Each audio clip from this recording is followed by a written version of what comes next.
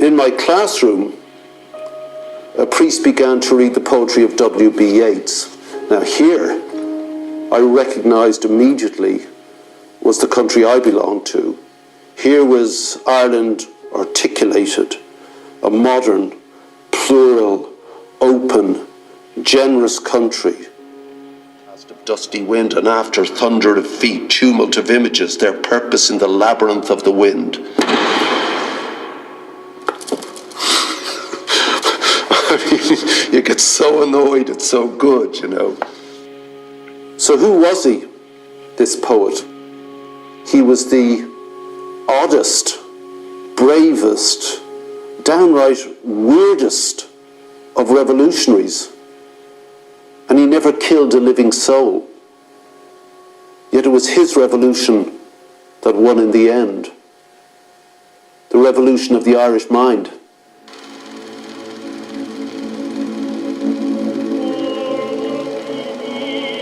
But it was the uprising against the British, fought mostly in Dublin's General Post Office across Easter week a century ago, that continues to be the central point of both celebration and controversy.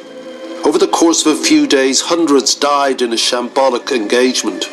What happened next, when the British executed the rebellion's leaders, set the tone of Ireland's often tragic political situation for the next 100 years.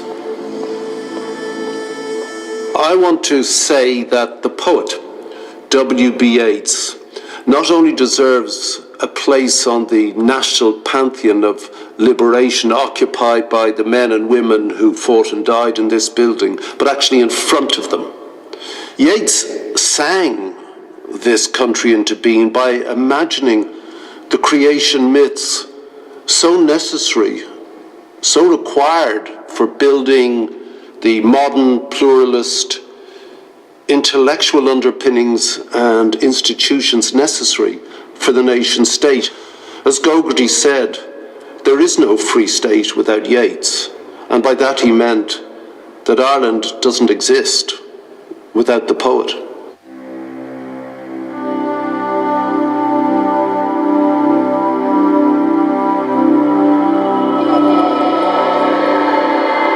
Modern Ireland was not born 100 years ago, but 70 years before that in the charnel house of the Irish famine.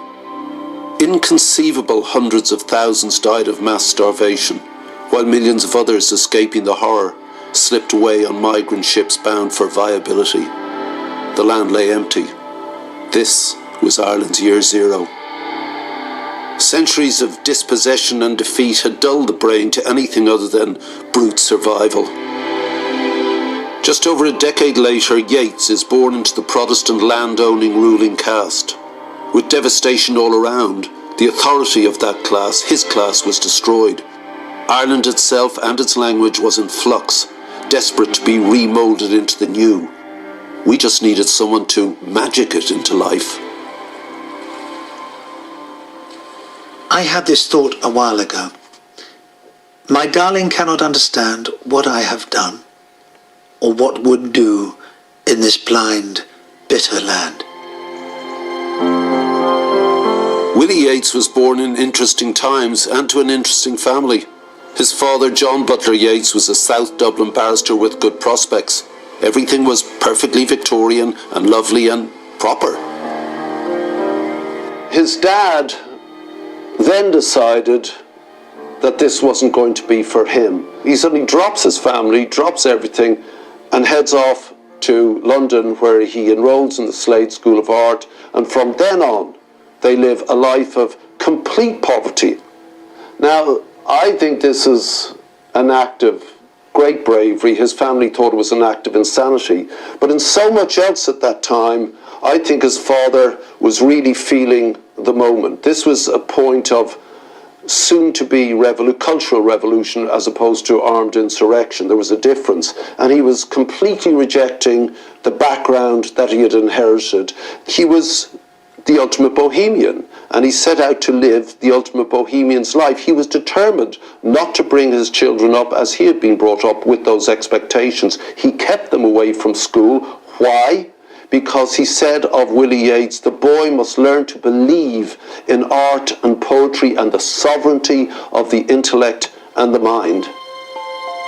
To escape this bohemian penury, Willy Yeats's mother would regularly take her children to her family, the Pollexphans, a prosperous trading dynasty based in Sligo town in the northwest of Ireland. But in so much else at that time, I think his father was really feeling the moment. This was a point of soon-to-be cultural revolution as opposed to armed insurrection. There was a difference, and he was completely rejecting the background that he had inherited.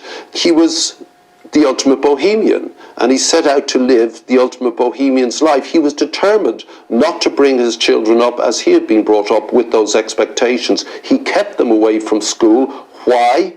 Because he said of Willy Yeats, the boy must learn to believe in art and poetry and the sovereignty of the intellect and the mind. To escape this bohemian penury, Willy Yeats's mother would regularly take her children to her family, the Pollexphans, a prosperous trading dynasty based in Sligo town in the northwest of Ireland. Susan Yeats, bringing her brood to Sligo, is the birthplace of WB's dreamlike vision of Ireland. It's sort of sad that his mother is left out of the equation so much. Take me through the family. Yeats's mother's family is, in some ways, much more important in his background than his father's family. They provide the background that the kids go to in Sligo in the summers. They're in Merville, this nice big house with servants, with fires, with ample everything. Very much integrated into that world of the Protestant bourgeoisie of prosperous Irish provincial town. But its hinterland is this magic landscape of lakes and mountains and myth and magic, which is conveyed to them by the servants who tell them these stories and the local children with whom they play. For Yeats and his sisters Lily and Lolly and his brother Jack, that is their absolute formative experience. That hinterland revolved around Ross's Point, a few miles outside of Sligo town. What a playground for the shy, dreamy kid and his siblings. Out here, Willy was immersed in fairy folklore, but this wasn't Peter Pan and Tinkerbell stuff. This was dark, pagan, malevolent, and utterly accepted. Away with us he's going, the solemnite. He'll hear no more the lowing of the calves on the warm hillside, or the kettle on the hob sing peace into his breast, or see the brown mice bob round and round the oatmeal chest. For he comes, the human child, to the waters and the wild, with a fairy hand in hand, from a world more full of weeping than he can understand. He did say a wonderful thing. He said the Sligo sea cliffs gave tongue to his poetry. That's no small sentence. The west of Ireland had endured the worst agonies of the Great Famine.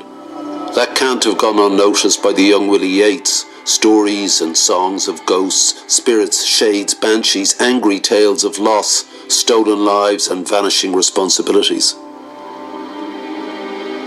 From 1801, Ireland has been part of Britain, but the famine comes along and it turns out that you're not really British if you live in Connemara in the same sense that you would be if you lived in Surrey, and that you are a surplus population and your children don't matter, and this entire culture can disappear and no one will care. And I think part of Yeats's brilliance is that he's one of the first people to see this will have to be rescued, and myself and my friends are going to have to do it. And it's a stage one in his evolution as a writer is to just try to put his arms around the wreckage and see, is there anything left there